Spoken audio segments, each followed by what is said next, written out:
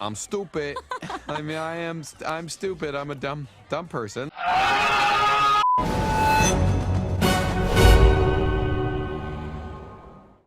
Welcome back to another episode of Psycosmos. Today we are going to go through our magical hats and pull out... We got another topic, and today, at this moment in time, it's going to be Big Mouth.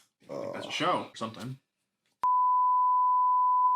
All right. Off to a good start. I've actually got some notes of which I want to discuss this Big Mouth show. I have some pretty heated opinions. Sounds like you like it. Quite a bit. First, let me ask, who here has seen the show? I've only seen a few episodes. I've seen most of the first and second season. I don't think I've finished it, though. So I've seen both seasons. I've seen every episode. And my general consensus is I don't like the show. I know that might be an unpopular opinion. That's fine. I am going to cover why I don't like the show. But first, I want to start off with the things that I like that are good in the show. And I think we should start with that, just so that people, pros and cons, exactly. The humor in the show, I think, is pretty good. I'm not going to lie. I like some of the voice acting that they do is also very, very good. Specifically, my favorite character is the father of the really stereotypical Jewish father. I find him hysterical. He's always like, Andrew. And he's always mad at him, and he's always really disappointed in him and everything else. It really hits home for me. But it's just funny. I just find it hysterical. The other things that I do enjoy about the show are the mythical type of I guess creatures? I don't know the word. Puberty monsters. Hormones monsters. Freaking terrifying. Yeah, I do like those characters. They're pretty funny, and I also like the they had that one guy, but he was like a wizard of some sort. And he always, the shame wizard. Yeah, the guy who always makes them feel bad about themselves. I like his character too, and I like that they got a little monster world in there, and you know, all of those types of things. If they were to utilize the message that they're really trying to get across in a better manner, I feel as though the show would back. What you really think? Well, it's to share the intricacies and the difficulties of puberty and growing out of childhood and going into adulthood. But to who? That's the point. That's the problem I have with the show, with the audience. Right. I get your point. Who is it for? Who is the one who's supposed to hear this message? And I could argue, it's for us having gone through it already. Now we get to look back at it and laugh about all these things. Sure, that's a fair point. And think it's funny. I think that could be a potential pro for this. Okay. What about you? What do you like about the show? It has some funny moments. I'm not gonna say it, but I haven't seen. Again, I have not seen a whole lot of the show. I really liked it. That's about all I can say, honestly. I wanted to add this on as far as a pro goes, because I know we like to move on pretty quickly. But I think a huge pro about it is it kind of like desensitizes and destigmatizes a lot of like the biological things that are going on in our lives, like throughout as we grow up. So I think it's, in a way, it's good to look at and kind of laugh at. Can you touch on that point a little bit? Like, what do you mean? So you have younger characters kind of fighting these urges, and they don't know how to deal with them. And sometimes it comes out in these weird, awkward, social interactions, which I think kind of have happened to everybody going through these things at one point or another throughout their life. Of course. So it in a way, it's great to see these moments that we may have had and kind of feel, okay, we're not alone in it, I love the point that you made, because it kind of ties in with what Rich said, which is, who is this show really for? Mm-hmm. On the surface, and again, when you really watch the show, which everybody in this room has, you can tell that this show is 100% not for children. Definitely. It is not for kids, probably under the age of, I would say, 17. I think that's 16, that's fair. 17. Yeah. But the majority of people who watch the show are 14.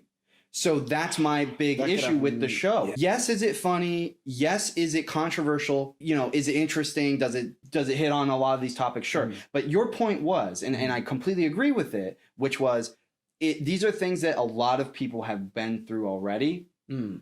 If they're above the age of puberty, if they've already gone through puberty, they understand this thing. The way that the show is structured in the animation style, the toilet humor and all that stuff, you really watch the show and you get a weird feeling in the pit of your stomach. This isn't just meant for adults. This is supposed to draw in children.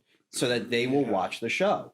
And that's where we can kind of go into some of the points that we can kind of touch on. So I have some bullet points. Okay. Yeah, go ahead, and I kind of want to go. I kind of want to go through them. So we went through the good, positive things that we all like about the show. I personally don't like it, but I'm not saying it's a bad show. I just think that they really need to kind of watch the narrative that they're trying to spin. The first bullet point I have: naked kids. That makes me uncomfortable. I don't want to see naked children. I don't think you're alone in that. I don't want to see naked children animated. I don't want to see naked children at all. We have censors. We can censor these things. You made an excellent point, which is if you, and I'm going to steal it. I'm going to steal the show. Actually, you know what? You just say it because you said it. You said it beautifully. It's your thought. This might be unpopular. Some people might have problems with this, but I think it makes perfect sense. When you watch something, any show, any cartoon, anything, if you look at a picture, if you're going to look at it and process it and take it in, you have to, by definition, in some way, shape, or form, think about that thing and have it in your head. So then you have scenes where you have drawn animated naked children. Yeah. Now, if you look at that, you have to, even if you're just thinking about the censored picture, that's in your head. I don't want that in my head. I don't want to think about that. I don't think a lot of people want to think about that. Yeah. So on top of the fact that it's there on the screen, that other people had to have it in their head for an extended period of time to draw it out. I'm not trying to say anything about the artists or I'm not trying to say anything about them as people, but I'm just saying it's a fact. If you're gonna draw something as an artist, you have to have the image in your head to put it down on paper. And for me, the fact that your particular image that you had in your head for an extended period of time that you got down on the paper and then animated was a naked child. Yeah.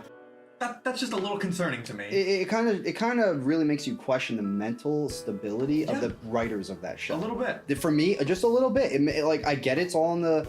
I get that it is all in the name of empathizing the puberty situation, and I get that, and I think it makes sense.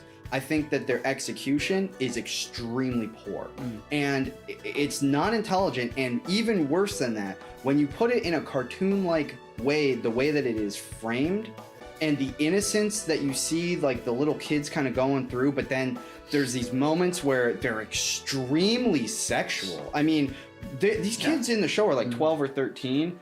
We were not. I don't think any of us in any of the schools that we've been to at that age were as sexual as those kids are portrayed in that show. Yeah. And when you have it that way, it normalizes. Very good point. And it puts the idea that it's okay for these kids to be this sexual at this young an age. It is not okay. Children are more than welcome to explore their own bodies. Whatever.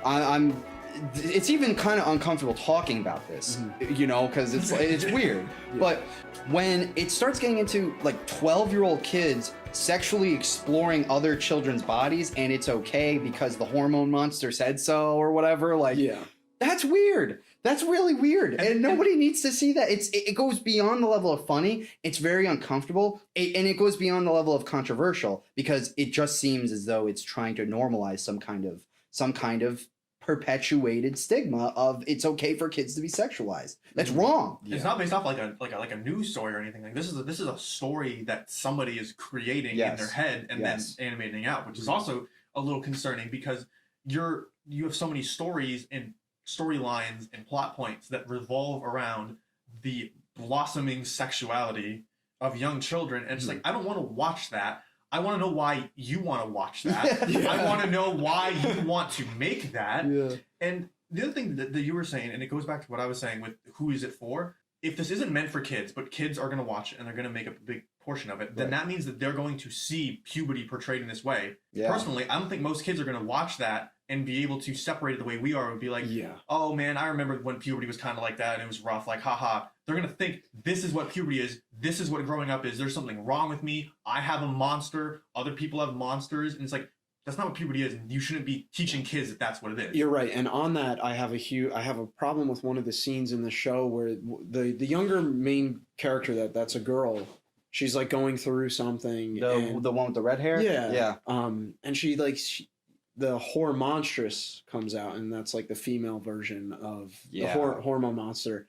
The whore monstrous says, oh yeah, we're gonna make your mom upset to like just feed off her tears, and like she calls, like the younger girl calls the mom Sue and says, get out of my room, and she's like really intense. Like I found it very humorous. Don't get me wrong. I think it's humorous, but for a young child, like someone in a younger age group, for us to potentially see this and say, oh, like I can do this to my mom to get away with stuff. Yep. Right. Like that's really not okay. Kids pick up on that. Kids are smarter than we give than adults give them credit for. For sure. And another thing too on that, younger kids are super imitative. They imitate us. Yes. Like you wouldn't even imagine. It's because they copy and they try to figure out their own identity through the things they like and what they don't like through what they see. And all children do it. They're very impressionable. And I love the point that you made because I actually forgot about that. And then you reminded me. And I remember watching that. And the first thing I thought of was any girl who's 15 or younger that watches this is going to think it's okay to talk back to their mother like that. And that's not okay. And it's not okay. You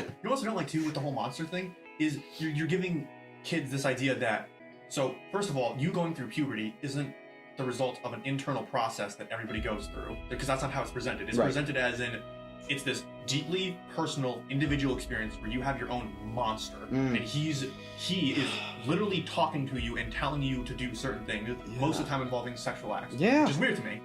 So then you're not making an internal thing anymore. You're making kids scared about it. You're making it an external force that like controls them. And you're almost telling them like it's okay to give into it. Exactly. Yeah. You're legitimizing any and all urges that are in any way, shape, or form tied to puberty, or you can relate to being tied to puberty, and listen to the monster, and it's okay. It's like, that's not what you want to be teaching kids. You want kids to know that what they're going through is normal. Lots of people go through it. It's going to be individualized based on them, and that's also normal. And that it's an internal process that you go through. It's the process is part of you. It's not this external person that's talking to you and telling you to do stuff. And plus, also just side note. Is there any risk of kids thinking that way? And I mean, like, that is like a straight road to schizophrenia. If you go through your life literally thinking that your source of puberty and hormonal changes and changes in your sexuality or what have you is external, like you're just gonna slap it onto a monster. It's like, yeah, great, can't wait to see those schizophrenics out in the world where it's like, oh, why am I having sex? Oh, well, my demon told me to. Yeah, and or even worse, let that be as an excuse for why you do certain things on top of that. So it's absolutely ridiculous in my personal opinion. This is not what I don't think this is what parents had in mind when they wanted comprehensive sex education in schools. I don't think this is what they had in mind. No, it's not. Okay, I want to move on to the next bullet point that I have here, which is there is some clear propaganda in this show. Like, there is some very clear propaganda in this show. And I think the one episode that really, really pointed it out the worst was the Planned Parenthood episode that they did. The Planned Parenthood episode that they did, I watched it, and I wanted to call my sister because I knew she watches the show, and I already know that she knows this stuff, but I wanted to have like a conversation with her and just say, I don't know if you saw that episode, but that's like a bunch of crock of crap, right? Because some of the things I actually went back and I rewatched the episode recently so I could take some of these bullet points down. The episode starts out, if I remember correctly, and it's somewhat fresh in my mind. The stupid sex ed teacher comes in. He's a virgin at that point in the show. He has no idea what sex even is. And he's teaching all these kids who are presumptively also virgins, and he's teaching them incorrect things. So as a way to kind of joke about it, they stop him and they say, no, some of these things that you're saying is wrong and blah, blah, blah. And then there's also another child in the show who's obviously very mentally screwed up in a lot of ways because he's having sex with pillow cushions. And the pillow cushion kid says something along the lines of Planned Parenthood is just a death baby factory. And then all of the characters on the show who are the educated and intelligent children, woke kids are like, actually, no, you're wrong. What's Planned Parenthood? It's an abortion factory. Jay, you don't know what you're talking about. They save lives. By killing babies? Jay, please stop. Watch YouTube, guys.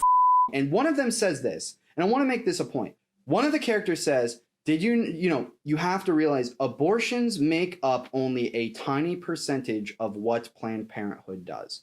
Okay? So I went and I looked up some statistics, okay? This statistic is from the Washington Post. The Washington Post. I went and double-checked this. Now, Planned Parenthood states that abortion is only 3% of what it does. However, the Washington Post claims that it's actually more accurately between 15 to 37% annually. And the reason that is not an okay margin. I mean, now 15 to 37. I want to point something out. I did some further reading on this, and the reason that Planned Parenthood says abortion's only 3% of what we do is because when a woman comes in, she has to go through a multitude of different levels before they can actually abort the child. Okay, and abortion is kind of a touchy topic. We're not talking about the ethics of abortion. We're talking about Planned Parenthood and their statistics they're giving on abortion. That's what we're talking about here. Planned Parenthood states that it's only 3%. However, what ends up happening is a woman comes in, she has a bunch of different things that they have to do. And because certain things are more expensive or time consuming, they don't consider the abortion as a part of the whole. They only go for the thing that is the majority of what happens. So so the doctor visits and the discussing of what different pathways they have to do, any medications they have to take, and anything like that of the sort, pap smears and mammograms and things of that nature, radiology things. So a woman could literally come in, not know she's pregnant, or have an inkling that she's pregnant, go through, an x-ray, a sonogram, maybe get a pap smear while she's there as well, maybe get a mammogram while she's there as well, just because she's there. She's there, so why not? And the doctors recommend, well, you're already here, so why don't you do it? And then when she finally gets through all 4 of these things and she's like, I didn't know I was pregnant. Well, do you want the child? Maybe you shouldn't have the child. Maybe you should have the child. No, I do want to abort the child. Well, that's her choice, sure. But then they don't consider that the main reason why she came in, because it wasn't the main reason why she came in. So they don't mark it as what she came in for. So unless a woman goes into Planned Parenthood and says, I want an abortion and that's all I want today,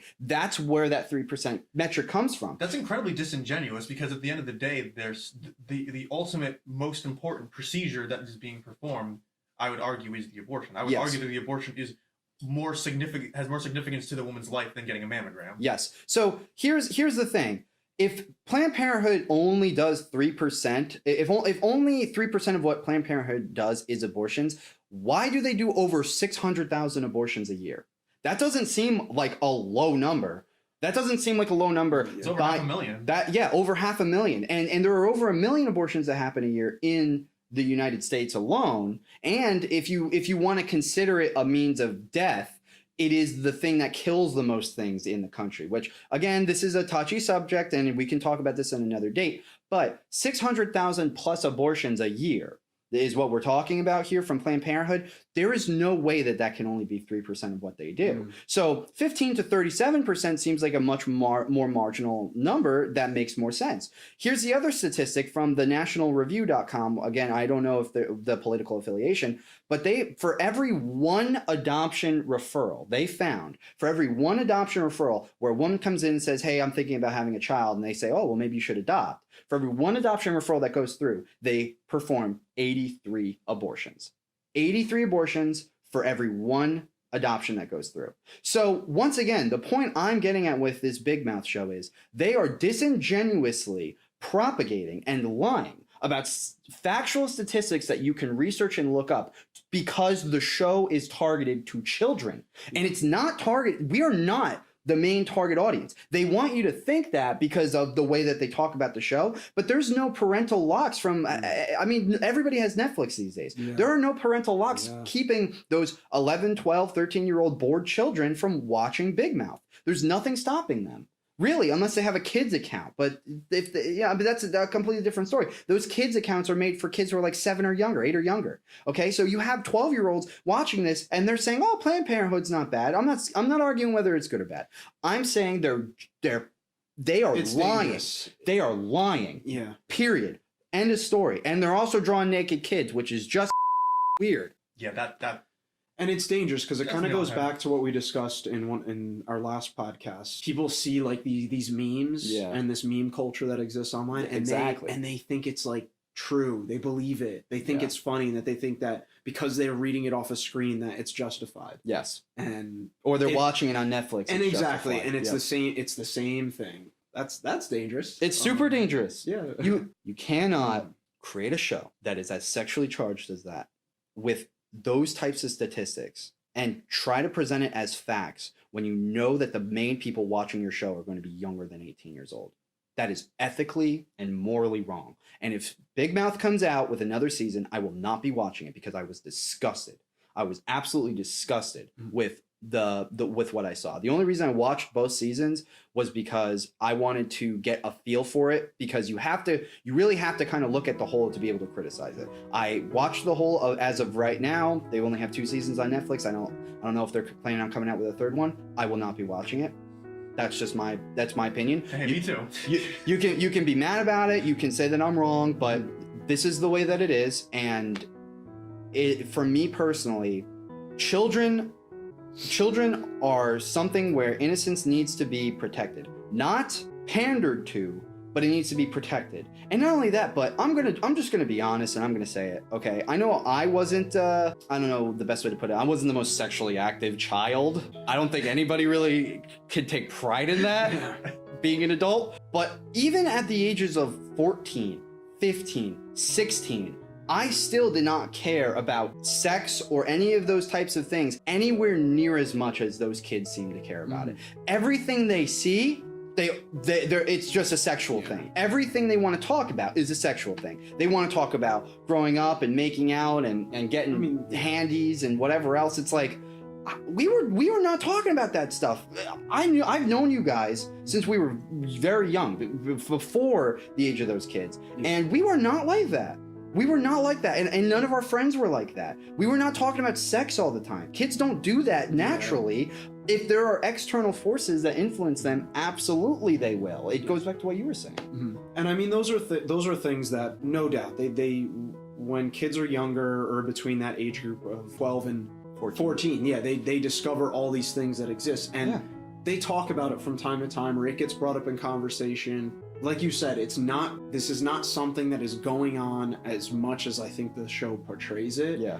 And again, dangerous. Not good. Super dangerous. Wrong. Yeah. Super wrong. Well, on that note, I guess closing this podcast, anybody have any other?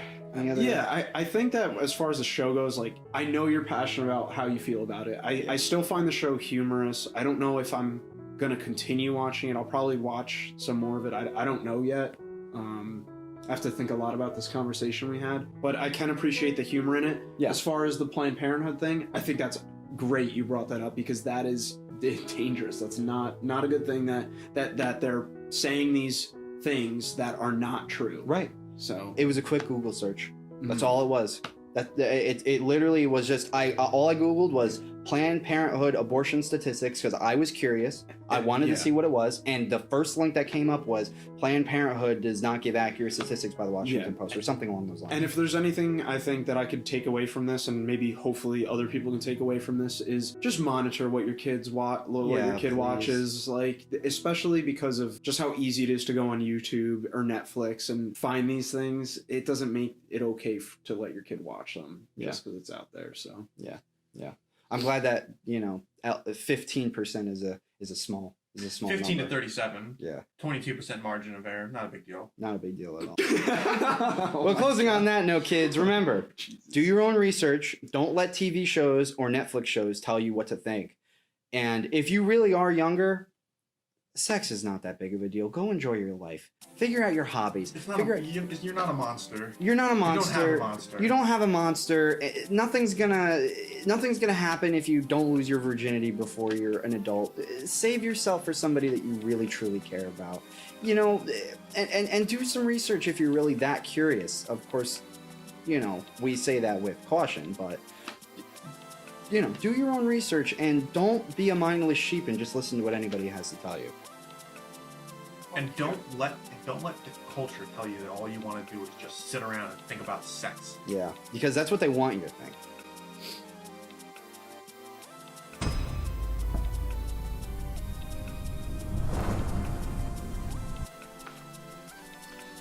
this is a fine blade, just like our fine videos. Make sure you subscribe, like, comment, ring that notification bell, and you can further support us by following us on all our social media, which includes Snapchat, Facebook, Instagram, and Twitter, and Patreon. Thank you.